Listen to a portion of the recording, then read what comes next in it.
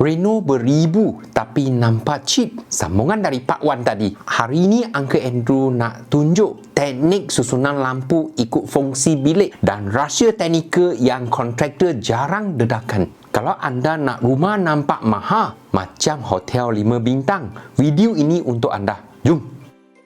1. Practical guide. Teknik ikut ruang, the room by room strategy. Jangan pakai satu jenis lampu untuk seluruh rumah. Setiap ruang ada jiwa yang berbeza. Ruang tamu, the social hub. Jangan bergantung pada satu lampu besar di tengah. Gabungkan downlight dengan indirect lighting. Lampu dalam lencana silin, cove light. Cahaya yang melantur ke siling akan nampak lebih lembut, luas dan mewah. Ia menghapuskan bayang-bayang tajam yang buat mata kita nampak penat. Dapur, the work zone. Wajib pasang under cabinet lighting. Bila anda memotong bahan mentah, badan anda akan halang cahaya lampu siling. Jadi kawasan papan pemotong akan gelap. Lampu bawah kabinet bukan sahaja nampak cantik, tapi ia adalah isu keselamatan supaya jari tak terhiris. Bilik tidur, the sanctuary. Gunakan warm light sahaja. Kita nak berehat, bukan nak buat pembedahan. Tambah lampu meja, side table lamp atau pendant light yang rendah di tepi katil untuk cipta web yang tenang dan eksklusif. 2. Teknik design. Rule 532 and visual anchor. Rumah yang cantik perlukan kontras. Kalau semua sudut terang benderang, rumah akan nampak flat dan sempit. The 532 rule ini formula rahsia pereka hiasan dalaman. 50% ambience, lampu utama untuk nampak jalan. 30% accent, gunakan spotlight untuk highlight dinding, lukisan atau pokok.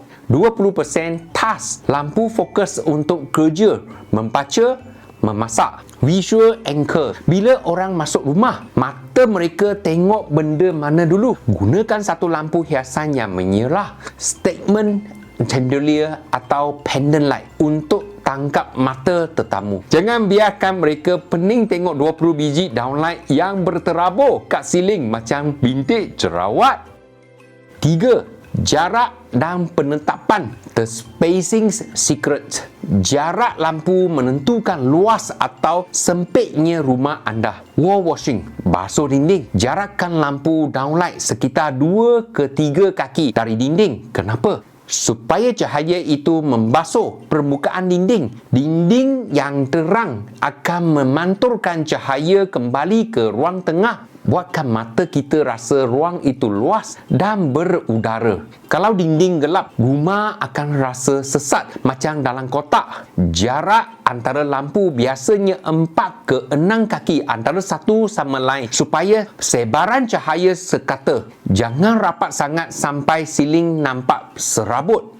Ketinggian lampu meja makan. Untuk pendant light atas meja makan, pastikan jarak antara lampu dengan permukaan meja adalah 60 cm ke 75 cm. Ini supaya cahaya fokus pada makanan tapi tidak menghalang pandangan atau buat kepala terhantuk bila bangun. 4. Keselesaan mata, anti silau dan beam angle. Kenapa duduk rumah sendiri tapi rasa pening kepala atau stres? Ini tandanya ada silau, deep recessed downlight. Pilih lampu yang mentolnya tenggelam ke dalam, deep curve. Mata anda kan nampak punca cahaya secara terus tapi tak silau. Inilah yang digunakan di hotel mewah. Lampu ada tapi kita tak nampak biji lampu tu. UGR, Unified Glare Rating. Cari lampu dengan UGR kurang daripada 19. Ini standard keselesaan mata yang paling tinggi. Beam angle sudut cahaya. Narrow beam 15 darjah hingga 30 darjah. Macam lampu suluh, guna untuk highlight barang tertentu. Spotlight ini beri kesan dramatik. Wide beam 60 darjah hingga 120 darjah untuk sebaran cahaya yang luas. Ambience. Pesan angka, jangan guna wide beam kat semua tempat. Nanti rumah nampak hambar macam pasar raya. 5. the hidden cost. Jangan syok tengok harga lampu murah kat Shopee tapi lupa kira kos pemasangan. Upah wiring, kadang-kadang upah pasang lagi mahal daripada harga lampu. Terutama kalau anda nak buat banyak layering. Looping versus individual point. Kalau nak buat layering, switch kena asing-asing. Jangan gabung lampu utama dengan lampu hiasan dalam satu switch. Nanti anda tak boleh nak kawal mood bilik. Dimmer switch. Ini pelaburan paling berbaloi. Satu bilik boleh ada dua mood. Terang masa nak kemas bilik, malap dan romantik masa nak berehat. Buffer 10 hingga 15%. Kalau bajet anda 10k, anggap anda cuba ada 8.5k je untuk beli barang. Selebihnya simpang untuk kos gap, kabel tambahan, upah tebuk siling baru dan lain-lain.